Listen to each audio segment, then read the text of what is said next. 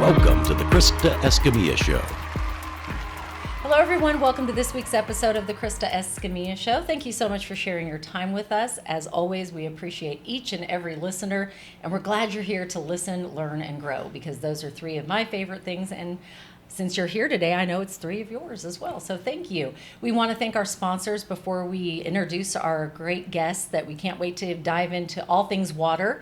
But first, we want to thank Omni Midland Hotel, Rig ID Workwear, Midland Cap Company, the Laughlin Hotel, Kevin Foreman of Foreman Financial, ThinFR, and JoinCapClub.com.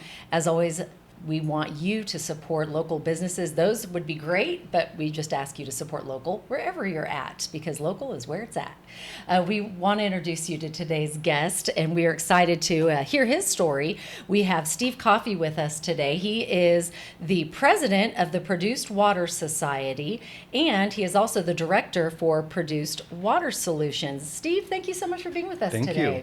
I'm excited to hear your story and learn about not just coffee, which is you, but water. So thanks for being here. Thank you. Wonderful to be here.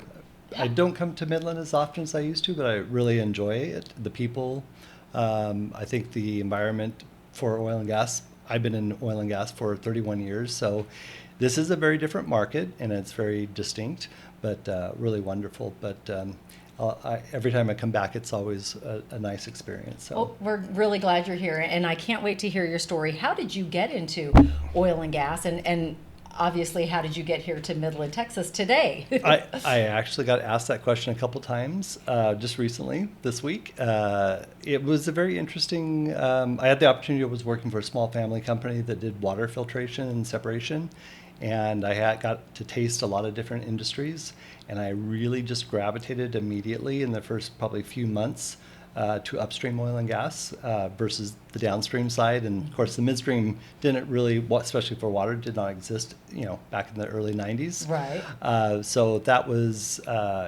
and I don't know really what it was. It was just the people and I did play a little bit in automotive and a few other industries that caught my interest from a technical standpoint. Mm-hmm. I don't necessarily have a technical background, but business and economics and psychology, and then I learned the rest as I went. Not really in the field, but also obviously a lot of classes on fluid dynamics and my area of expertise, which I sometimes forget to mention, because there's only 5 of me left in the world that Really? focus on solid handling and solid transport. Okay. And my specific area for hydrocyclone design and construction and CFD work has really kind of changed the industry over the years. I'm probably one of the younger ones, Okay. but I am, hopefully looking for a young person that wants to learn about cyclones and cyclone design and solid transport. That would be interesting,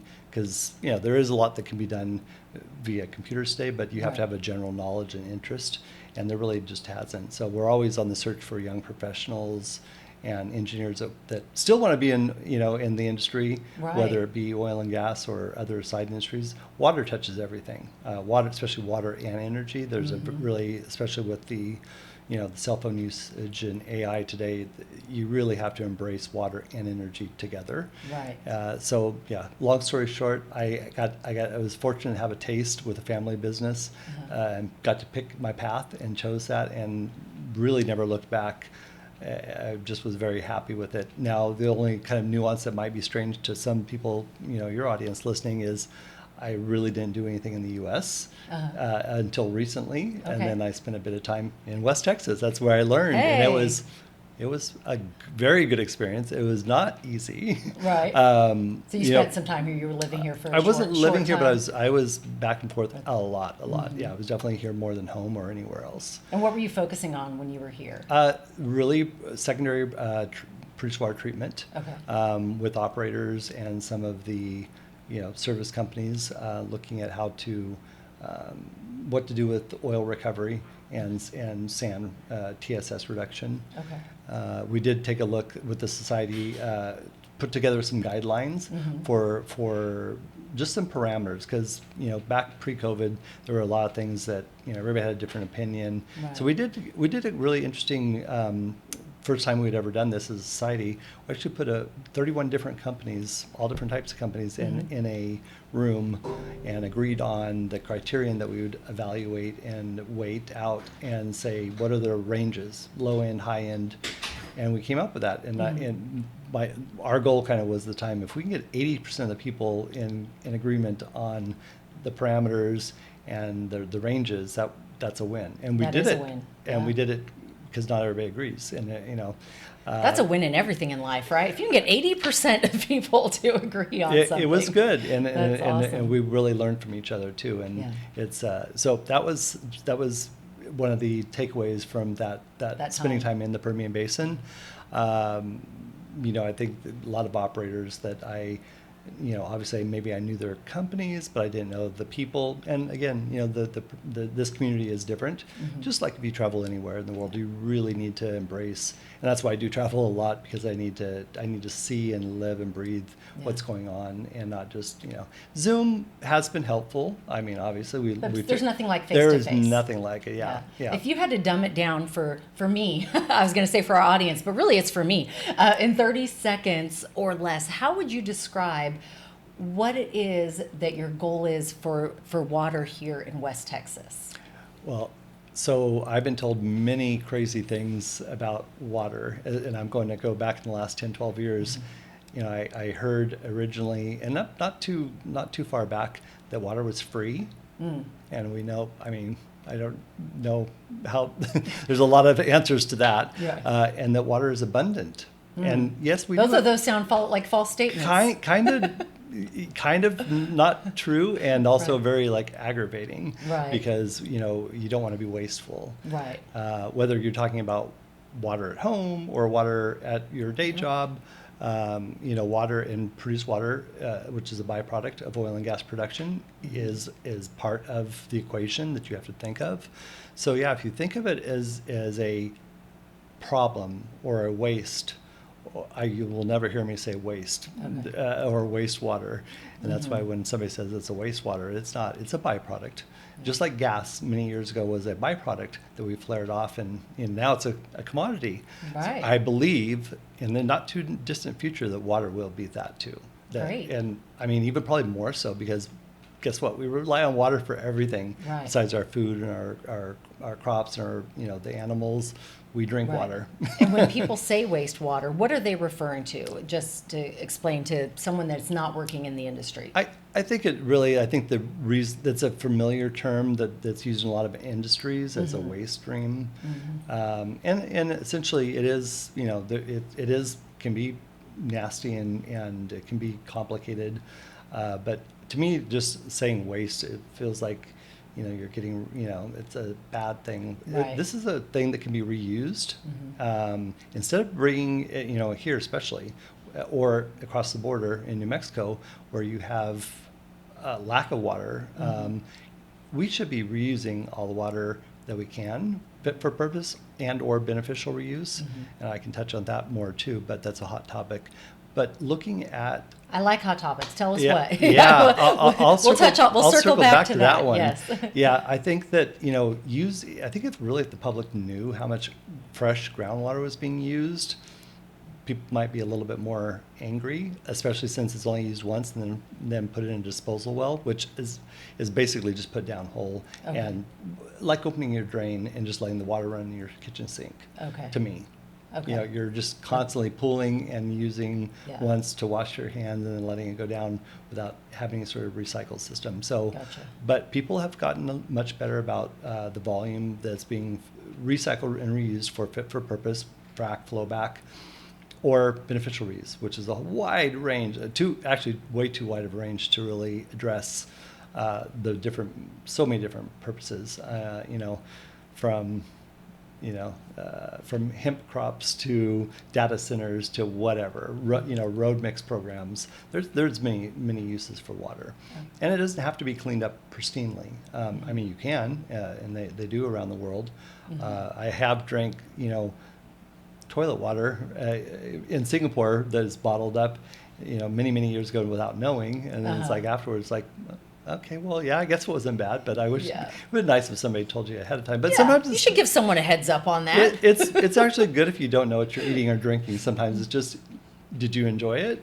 And then you can tell me later about what was in that. You know, I've heard of that about escargot, but I still have not tried it. you so. should definitely try it. It's delicious. Yeah.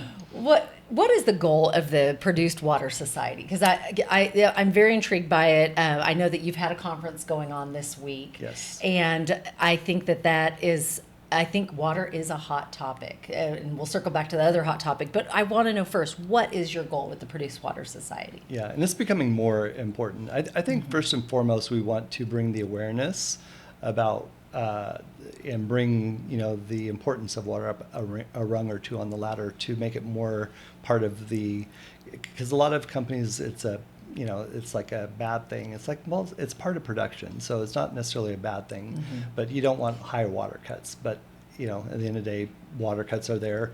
They are increasing. They have always increased forever. As fields mature and as systems processes change, the water cuts will go up. There'll be more water, and even if we stay stagnant in production, which I don't see happening, right? The water volumes will increase. So that awareness, based on our mission and vision, back from 1990, was to technical in nature, was to work with a group of, whether you're a chemical engineer or a petroleum engineer or whatever, or a service company.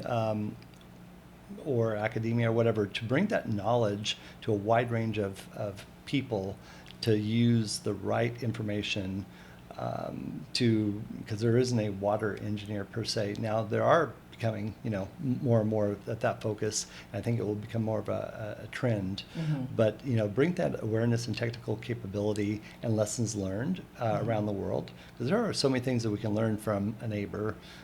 Whether it's a different county or a different country or another country. Company or country, yeah. And we typically don't share too much amongst company to company, because everybody's competing with Right. each other. So it is a bit tricky. But I think But we believe in community over competition here. So I think that's great that you're bringing people together. I had the best conversations last night with our competitors. Good. It was really nice to bring that. And, besides just talking about, being in the trenches, it's just fun to see what's new, what you've learned that can benefit the overall, community as a whole, and the industry. I mean, we need to do, we're using more energy. We need to get better. We need to faster. And I think the exciting thing is about what we're doing here with our 10th annual event in Permian. This is our 10th annual this week. Yeah. Congratulations. Yeah, we made it. That's great. Back in 2014, 15, 16, when we were talking about this, it was a crazy idea. It's like, because really we were a group of people in Houston that was offshore focused. Okay. And, this unconventional, was a very, newer market. So it wasn't, it was kind of a bit different. But at the same time, I kind of was one of the people internally to the society to pitch the idea of, because my background with Middle East, I said, we could really do well in the Middle East market. But again, it was a small group, very small group. Back then, maybe we had 200 members max per year. What do you have now? 11,000. Wow. That's amazing. I had a few people ask me last really night, amazing. say, 11,000, but you mean 1,100? And I said, no, 11,000. Yeah, yeah. and we can really make that grow. That's impressive, though, really, yeah. to think about it in 10 years' time, to go from 200 to 11,000. Well, I mean, what we're doing right now, social media, everything, it's easier today to reach people. Right. I mean, you still have to do the work, and you have to show up to do the... But you also have to be providing something that is interesting them enough to want to join, right? Right. I mean, not just everyone is going to join the Produced Water Society. So that just speaks volumes to what you're doing, that it's needed, first of all. And we changed. We used to be very, I'll say, sterile. It used to be black and white presentations, 30-minute presentations, one after the other. You listened to like 30 in a row, and your mind was numb. You're trying to stay awake. Whether you're a chemical engineer or a mechanical engineer, it was very dry. It could be overwhelming, right, with information. Yeah, and it was very, any talk about commercial or having any product or piece of literature or anything was taboo.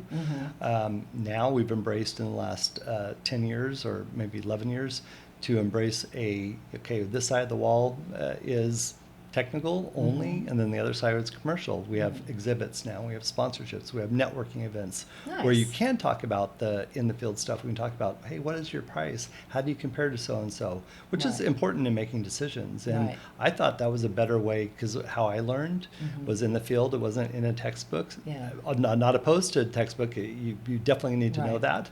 Lots But of ways to learn. there are a lot of ways to learn, and I think we fully embraced that, which I know, our founder, Colin Tyree, I mean, he yelled at me many times in the early days about, I mean, I literally was walking to a hotel with, my bag with the demonstration unit, going to my room. He said, "What are you doing with that?" Thinking that, it was really something like I was going to maybe show it to somebody, or, Right. we took Show it to a commercialism competitor. is very, was very taboo. But I think there are, like you said, different ways to learn. And I think that's one of the things we've done, simple, but also it's an art to get that right. And we got really great, a lot of people today, like Robert Crane with Texas Pacific Land Trust. He gave us a shout out saying that was this is the way to do a technical program. And Michael Grossman with the technical committee, phenomenal job, the whole technical committee. I think Right. nobody really realizes how much goes into work. It's like, oh, because there are a lot of, conferences and exhibitions out there. Right. But it takes a lot to organize. It takes a lot, and I think we have a really good recipe, and every year we're looking to improve it, Good. make it more affordable. I mean, we do rely on sponsorship predominantly to make it more affordable for more people. We try to keep the cost down for students or people in need or without a job. So we're trying to bring more and more people, but everything is more expensive now, like food and beverage. Absolutely. From last year, I haven't seen the bill yet, but It probably went up a little. Hate to break it to you, Steve, but it probably went up a little. It is up, yeah. Yeah. I mean, it's the same thing, but Yeah. yeah. We're going to circle back to that hot topic in a minute. But first, I'm a big quote girl because I feel like we all need motivation every day. And a quote can hit you at the right time. And you never know when you need to hear it, right? So you're going to pick out of the magic quote bowl and then read it and then tell me what it means to you. Oh, fun. All right. I I've got two. Pick whichever one you want. Overachiever. I'll stick with one goal. Helpful. Okay, helpful because you are helping people. What is your quote? Flipping it over? Yes. Develop success from failures. Discard and failure. One of two sure probably stepping stones and successes. Oh, It's probably my writing. I should know this one. Dale Carnegie, because I've read the book at least once or twice. But Develop success from failures. Discouragement and failure are two of the surest stepping stones to Yeah. success. Yes. Yeah, yeah. What does that mean to you? That's a good one. Oh, well, that one's actually on the surface very easy, because I think one of the things, especially coming to a technical event, I'll relate it back to Produce Water Society. Everybody wants to talk about the successes and how Right. wonderful they did. I'm like, could we talk about a case study where you had failures and share those failures? Right, 'cause that's how we because learn. that's how we learn. But and people are really opposed to that, and they have a hard time with this. But I show them like how that is. Yeah. I mean, if you don't make mistakes, you're Yeah. just going to stay the same. And What's you one won't of grow. yours? Oh my goodness, I have so many. You're not alone, Steve. Do I have to? You are not alone. Just share one. One you want to share with, thousands of people.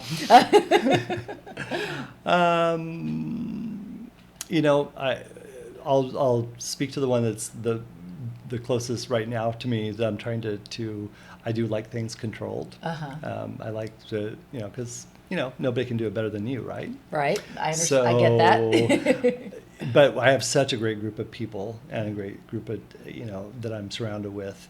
It's hard to sometimes, just let go Yes. and allow others to do their thing. Right. And count on that and just know. But, every time I'm thinking I let go, I get really nervous that something's not going to happen. And, sometimes they don't happen. But, Right. that's life.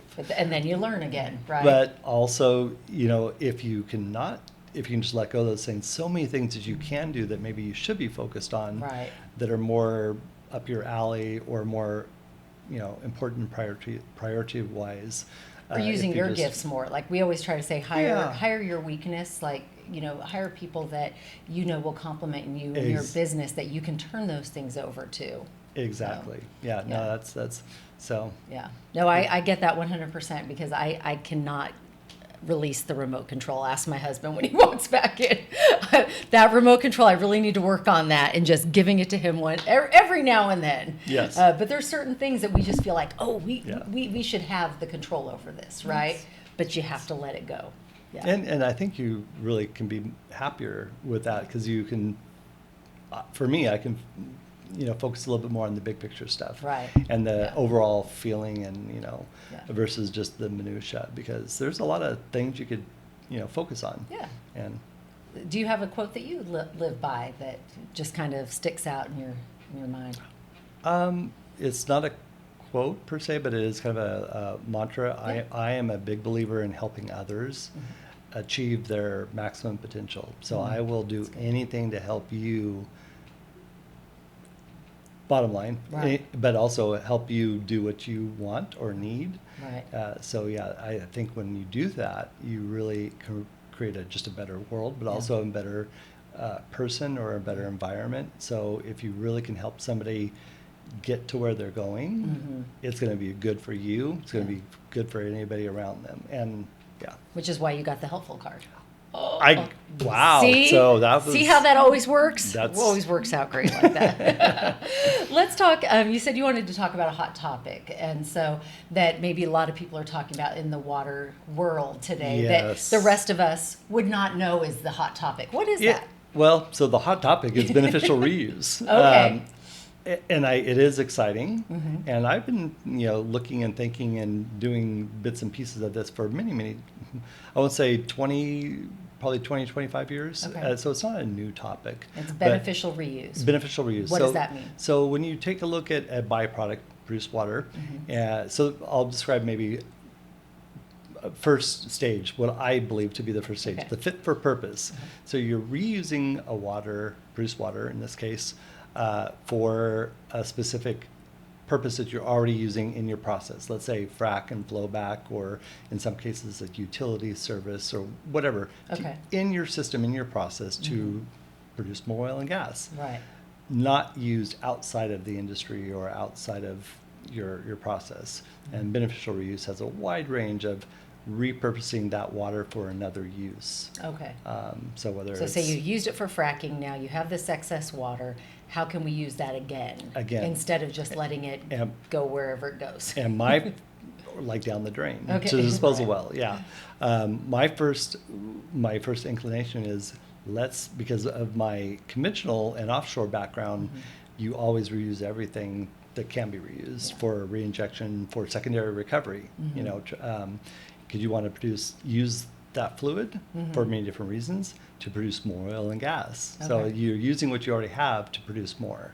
Now this sounds like a no-brainer, but so why is it a hot topic? Unconventional there was I think the unconventional market, which is the home Permian, really is the place for that. Right. I think that was, well, you didn't have a lot of people that had that training or thought, or they just thought it was too different. Like conventional is so different.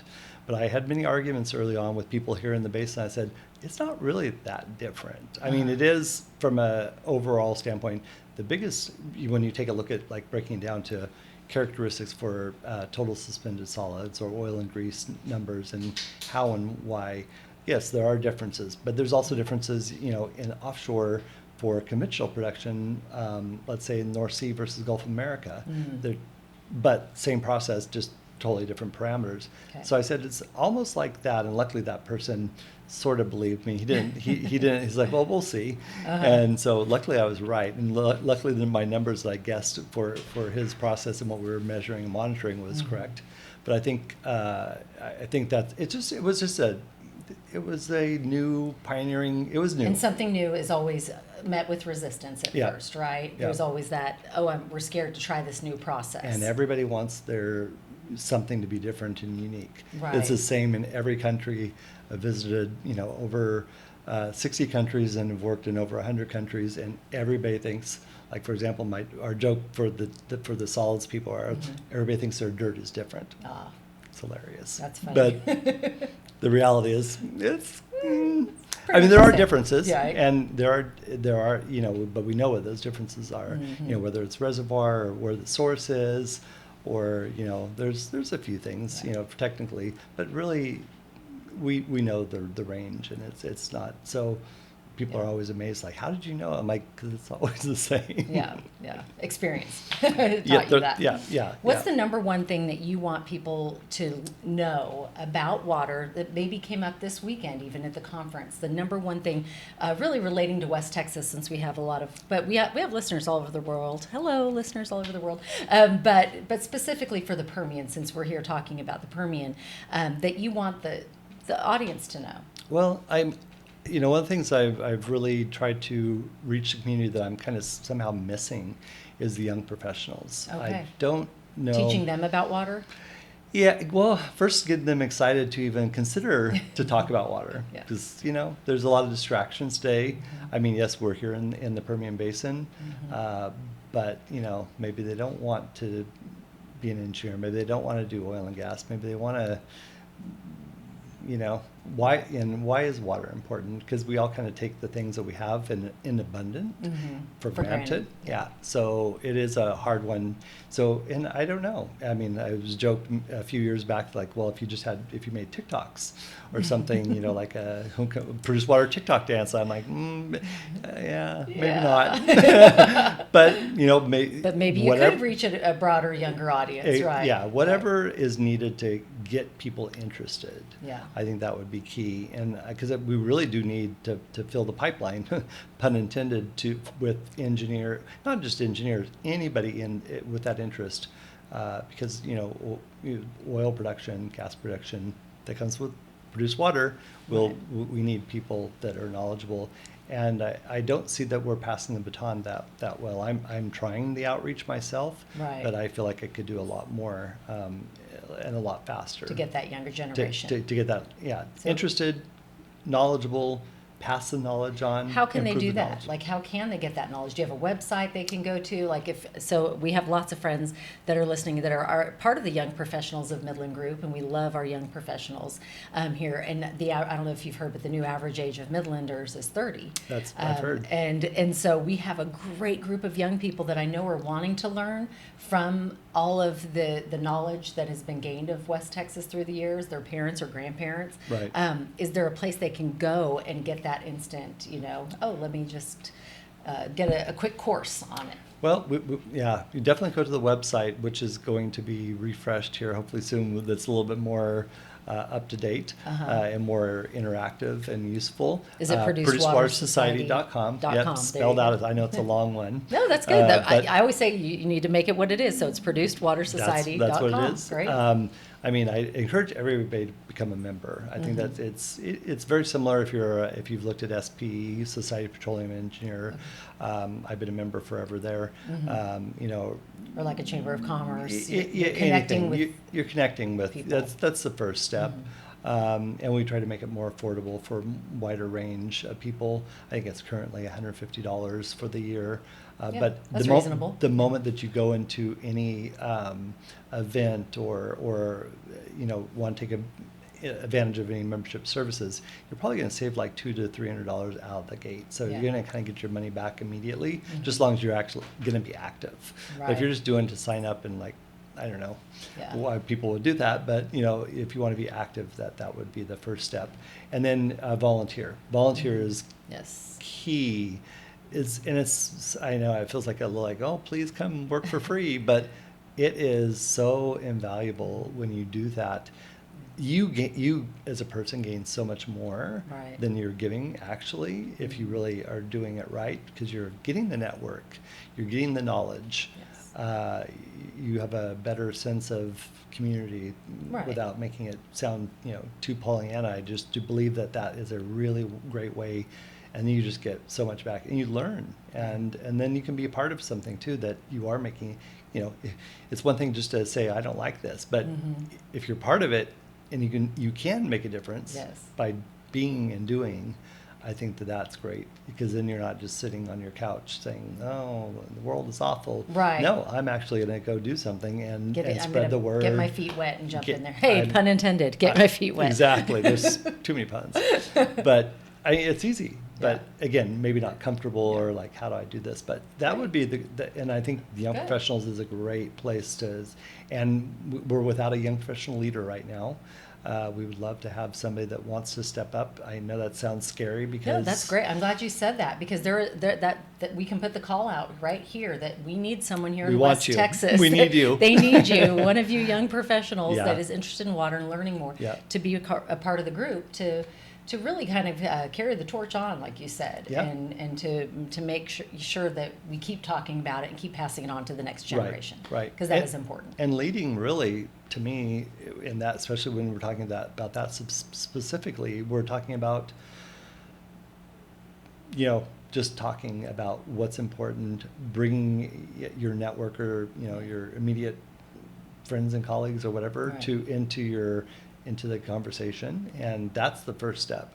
And then if that can happen, then we can talk about, okay, what do we want to achieve this year, and really get into some of it. But to me, it could be done very simply and easily, part of your normal routine, especially if you're on social media. Like, your outreach is bigger than you think. Right. And who you reach out. I mean, I've just met somebody today that's like, I've been following you for years. Felt very strange. I'm like, and who are you? Really? It's like, but then I looked at the name. I'm thinking, I think you just did like and comment this week. I did see your name. But it's nice to then meet that person in real life. In real life, they're not social media life. Yeah. But guess what? We're all on social media, and we're all real people. I think. Yeah. And I am. So I think that can be a real easy way to do it. But that's what we need. And I always think, if I could only talk to more people. But, Well, you're getting to today, which is great. Thank so let's you. debunk the myths. You said I love debunking myths, and you said there are two big myths that people think about with water. You said number one, that it's free, and number two, that there's an abundance of it. Yes. So let's talk about that really quick. So free, to me, obviously, water. Nothing. What is free in life? Nothing really. Nothing. I had a operator. Except for this advice today. This is free. Except for it's costing you your time. Time and streaming could probably cost something, some sort of internet. You can catch us on YouTube for free. You don't have to have YouTube TV. Yeah, but, true. But still, it costs you time. So there's always cost, But, like water, for example. We own our own wells. Okay, but there's a lifting cost. It's 3 cents per barrel or whatever. There's always going to be a cost associated. So it is not free. Mm-hmm. So whether you're paying your city, your county, your well, for your well, it's not free. Right. Okay. Right. And now, and obviously, if you bought a bottle of water, or depending on where you buy the bottle of water, it can cost anywhere from $1 to $6.99 or more. Or more, yeah. California, I think it was like up to, I don't know. I want to say $8 or $9. I think any airport, any Mm-hmm. So water's not free. free. So then let's debunk the next one. There's not an abundance. So are we running out of water? We are lucky where we are here, that we do have a lot of water. Good. A lot of resources, and sometimes I'm thinking back to an article where there was talk about the Permian Basin is drowning in water. Yes, that is true. There is a lot of produced water. The problem is having it where you want it, when you want it, in the quantity you want it, and the quality that you want it. So it's a little bit tricky when it comes down to an abundance. Because we have to get it here. You have to get it from point A to point B at a certain time, but I only need this much, and it's got to be this quality. So it's a little bit trickier than just saying we have a lot of it, and you can't just snap your fingers. Can't turn on the tap and just say. Now we were getting there. Centralized facilities maybe would be a great way to make it so you would be able to turn on the tap, and didn't matter what county you were on or what offtake you had. And if we were all kind of agreeing on some standards, you could say, okay, well, I know what I'm going to get. Sort of thing. And then, hopefully if we do a really good job, we can have it anytime we want it. Oh, I'm starting my frac job, or I'm doing a completion now. Mm-hmm. Oh, great. I don't have to plan out 6 months ahead or figure out how to do this. Okay. So it can be done, and it really does. But then you go to some areas where, like, I don't want to pick on New Mexico again, but there are areas that are more water scarce. Okay. If you're if you don't have enough water, So if you're trying to groundwater, frack in portions of and you New don't Mexico, have, I mean, you're saying you're going it's- to truck it in or pipe it in. Okay. I mean, you have to bring it from somewhere. Right. So I think that's, anytime, and it's interesting, the places where actually water is more scarce, they do a better job of overall management and Interesting. recycle, reuse, Maybe which be- kind of makes sense because, because they're paying more attention to it, because they know they have to get it, Yeah. and it's not abundant. yeah, because Right. I think, like I have, let's say you have a lot of money. It's like you might be a little bit more loose with like you're not counting every penny, but maybe, Right. maybe. Right. But if you have no money, You you count may be every watching every penny. penny. Right. So That makes sense. I do think that when you don't have as much, Mhm. and as Americans, and we have a lot of stuff here. Right, right. We're very blessed. Fortunate. Yes. Yeah. Yes, we are. It's unbelievable. Every time I come home from a trip, I'm like, the things that we Just take for saw. granted Yeah. that we have here, it's kind of amazing. Mhm. And then you kind of feel guilty because we waste a lot. Yeah. I mean, even I try not to, but there are things like, oh wow, I should not do that. Right. But you get into old habits, and yeah. Yeah, But I always think of that whenever, say, I have my water bottle and I'm going to put my vitamin pack in it, and I want to just like throw out a little bit. There's this little thing Yes. that makes me feel guilty, so I'm like, okay, let me find a plant, and then let me at least water this plant with that little. And I'm talking about this much, right? So I can put my vitamins in, but there's that little guilt that kind of triggers. I Like, literally did that on Sunday morning before I left. There was a water bottle I think my wife had next to her bed. Like, I don't know where it came from, but she Right. was just tiny bit left. Yeah. I was going to throw it away, recycle, there you go. and I'm like, but there's water left in here. There's a plant right there. I can Right. just Water it. it. Yeah. I mean, it made so many, but it was just you have to stop and think. Right. But again, little things like that Right. like do make a difference. We're coming close to the end of our podcast, but we do this fun thing that we call favorite things. Oh. And I just throw out favorite, boom, and you just give me the first thing that pops into your head. Steve had no idea this was That's- coming by the look on his face right now. I'm scared. So we'll start with the easy one and obvious one because of your name, Steve Coffee. What's your favorite coffee? Well, love coffee, espresso. Espresso. Yeah, And yeah. from anywhere in particular here in West Texas? Or anywhere else in the world? I probably am a coffee snob, so Okay, yeah, okay. no, it's got to be good. Uh-huh. But you do actually, there are quite a few places here in town. We do. I don't want to. If I really had a place that I could plug, I would love to. But I would say any place that's good and strong. Yes, we Yeah, have and hot. And hot. We have We have a new one. I'll throw out a couple. Yes. Cafeology. You might want to check out Okay. while you're here. We also have Far West Coffee, which is great. Yeah. Black Rifle Coffee. Starbucks, of course. We have Starbucks. Not a fan. We have Dutch Bro. You're like, I want the the good stuff. Yeah, well- and not that it's not good. It's just been around a little longer, right? Yeah, and I really like local. I do too. I do yeah. too. And Yeah. I know that's probably cliche now, and probably maybe trending, but I've always liked local. I think you always get something Yeah. better that's local, and it's the flavor of what's You going should on. check Yeah. Cafeology. Absolutely. Favorite movie? Oh my goodness. I do like a lot of crazy movies. Okay, throw one out at us. I am really scared. Now I am. I'm a little scared. What are you going to say? Well, the one that everybody says is Godfather. Oh, okay. But and I understand, but it's like you have to watch it. It's like Yeah. it's one I think we watched with our kids one time, and they were right. like, Or rewatch What? and bits and Yeah. pieces, yeah. Yeah. But I'm also Good a big one. foreign movie. I think the stories are just better, and there's so many. Yeah. But if you're really pushing me to a particular title, I'd be hard pressed. which one? I would be hard pressed to say just one. Oh, okay. 'Cause there's really, yeah. Okay, yeah. we'll go with Godfather then. All right. Okay, yeah, that's very vanilla and very safe. Favorite podcast? Are you a podcast listener? This one. Oh, thank you. The Krista Escamilla Show. Yes. Paid him to say that.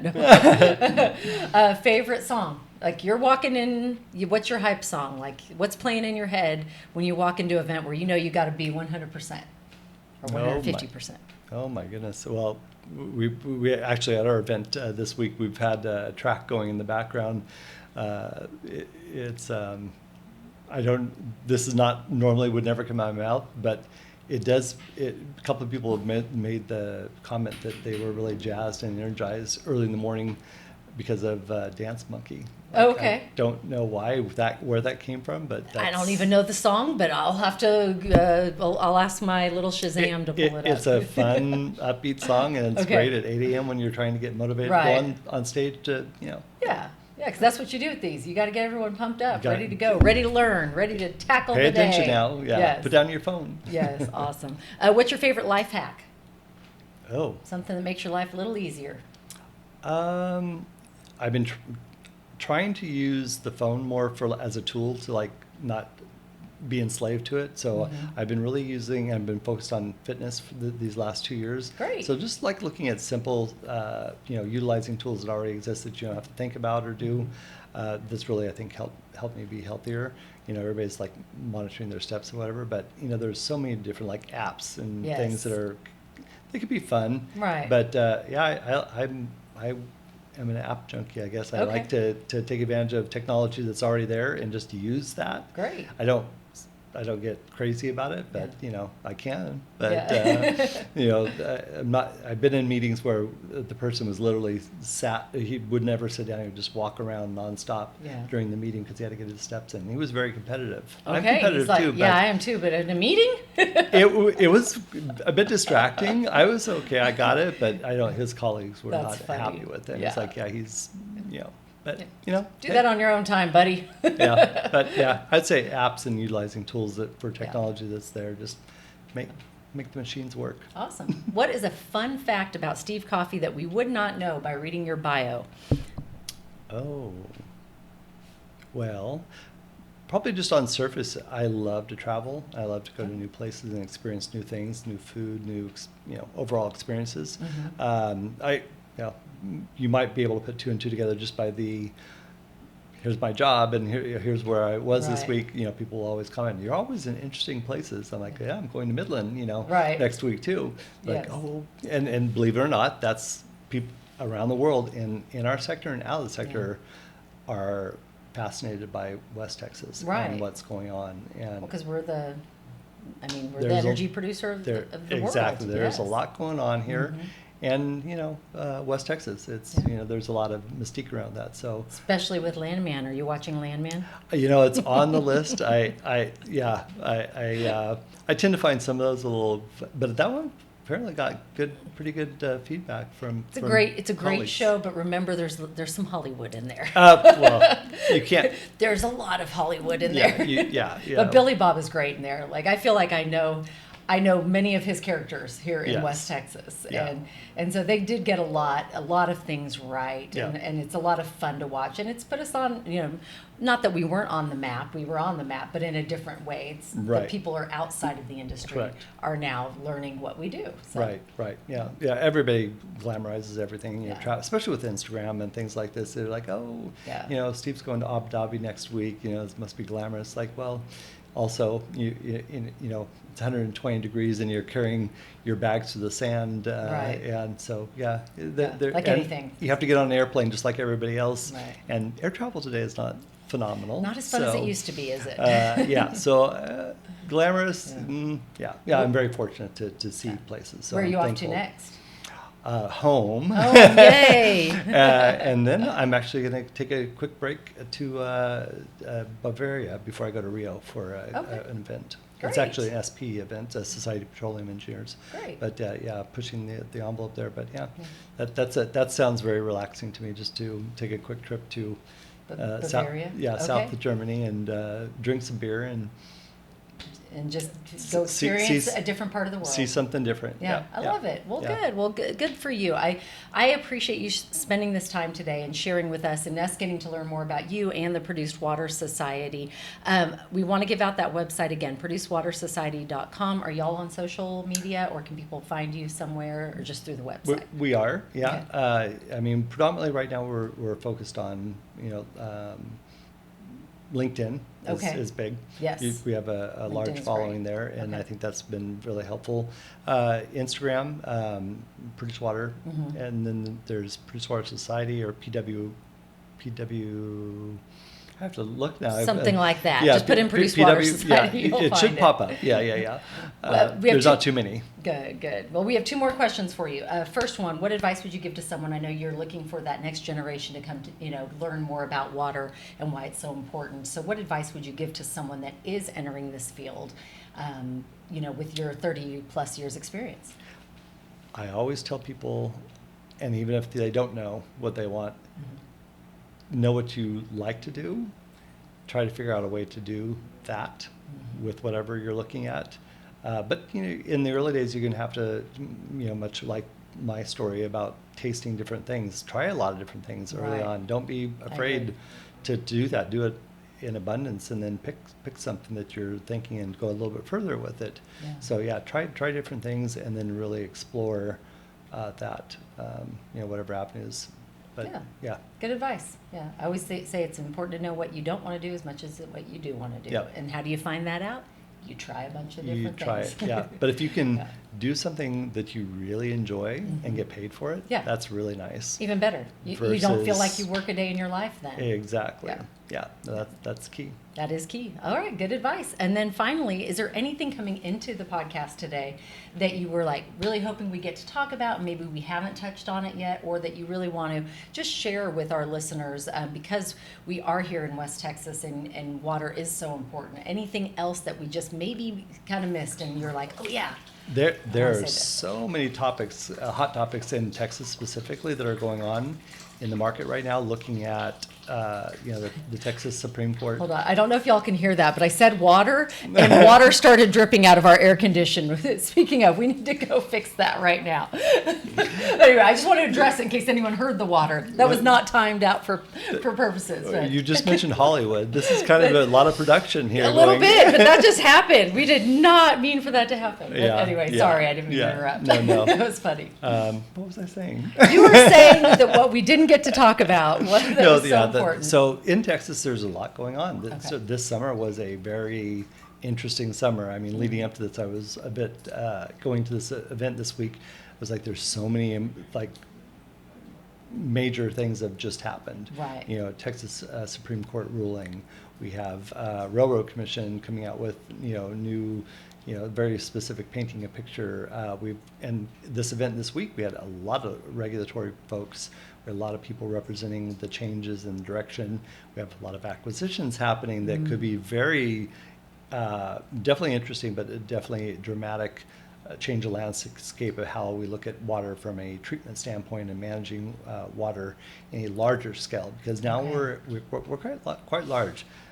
Easily 30 million barrels a day in water here in the Permian. 30 million barrels a day. Just let that sink in. Yeah. That's a lot Yeah, of water. it's a lot of water. Yep.